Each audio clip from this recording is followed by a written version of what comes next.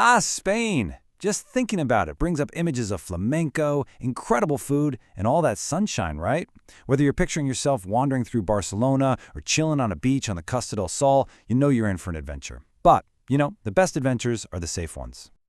And that's where this great quote comes from. It's the mission of EmergencyReady.eu, which is our source for this whole explainer. They're a nonprofit project that basically pulls together all the official, trustworthy safety info from all over Europe.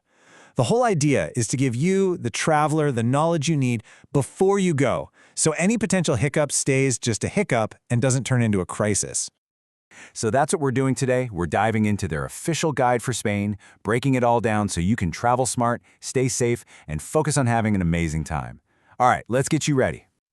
First things first, prep. Seriously, a little bit of work before you even think about closing that suitcase goes a long, long way.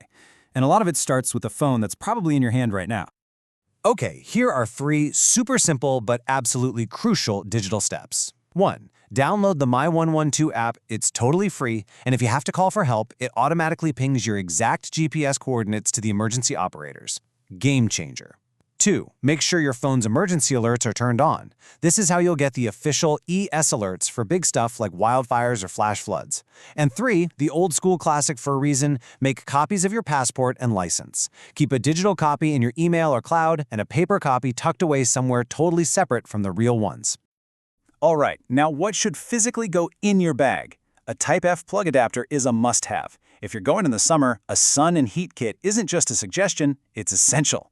Temperatures can easily push past 40 degrees Celsius and you'll feel it. Also, a small flashlight and a power bank are super smart. Wildfires in the summer can sometimes knock out the power locally. And, of course, pack any extra meds you need, your health card, and if you're bringing your furry friend along, don't forget their vaccination book.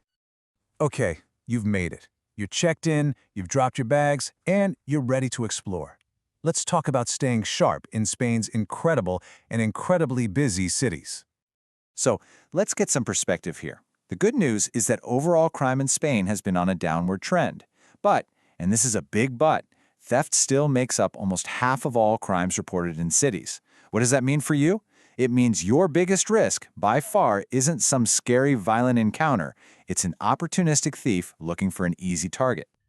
So you just need to know the hotspots where you should have your radar up. You've got expert pickpocket groups that love crowded tourist areas, like La Rambla in Barcelona or the Puerta del Sol in Madrid. Down on the coast, never, ever leave your bag to go for a swim. And a more recent thing to be aware of, especially in Barcelona, is muggings that target luxury watches, often near the marinas or fancy hotels. Look, in all these situations, just being aware of your surroundings is your absolute best defense. Let's switch gears and head out from the city streets to the open road. I know, driving in a different country can feel a little intimidating, but honestly, the rules in Spain are pretty clear once you know what to look for. Here are the 3 main speed limits to burn into your brain. On the big motorways, the autopistas, it's 120 kilometers per hour. On most regular rural roads, it's 90. And now, listen to this one because it trips a lot of people up.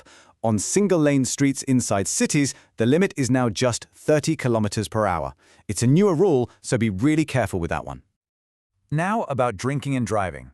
The number you have to know is 0.05%.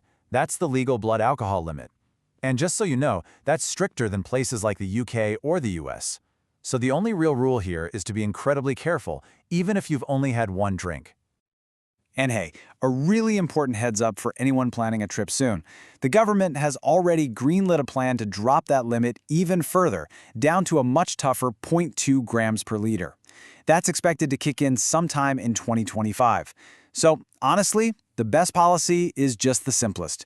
If you're driving, stick to 0 alcohol. Period. Okay, this next one is a pretty big change. You know those 2 reflective warning triangles you're supposed to carry and put out if you break down? Well, say goodbye to them. They're being replaced by this, the V16 emergency beacon. It's basically a bright, flashing light that you just magnetically pop onto your car's roof. It becomes officially mandatory for everyone on January 1st, 2026. So if you drive in Spain a lot, you might as well grab one now. And a quick but important warning about a couple of really nasty scams you might see on the road. With the highway pirate, a car will pull up alongside and try to convince you that you have a flat tire. While you're distracted, their buddy nabs your stuff. Then there's the fake mechanic. He'll try to get you to pull over for some bogus repair and then charge you a fortune. The advice for both is exactly the same. Do not stop. Lock your doors, keep driving, and only pull over when you get to a busy, well-lit service station. So, we've gone through all the prep and the prevention, but what happens if something actually goes wrong? Let's walk through the action plan for a real emergency, nice and calm. This right here is the single most important piece of information. If you remember absolutely nothing else, remember this number, 112. That's it. It's the universal emergency number for all of Europe. It works from any phone, anywhere in Spain, and it connects you to the police, the fire department, and ambulances. It's the one and only number you really need. Now, lots of the 112 operators do speak English, but in a really stressful situation, knowing a couple of key phrases in Spanish can make a huge difference. Just look at these. Ayuda, that's help. ¿Dónde está el hospital? For where is the hospital? Necesito un médico means I need a doctor. They're simple, but they get the job done. I'd seriously recommend taking a quick screenshot of this slide. You never know when it might come in handy. And there you have it. From the digital prep on your phone to what to pack, from staying sharp in the city to knowing the rules of the road, you now have the official playbook from EmergencyReady.eu. You've got all the tools you need, not to shy away from adventure, but to go out and embrace it with total confidence. So, I guess the only question left is, are you ready?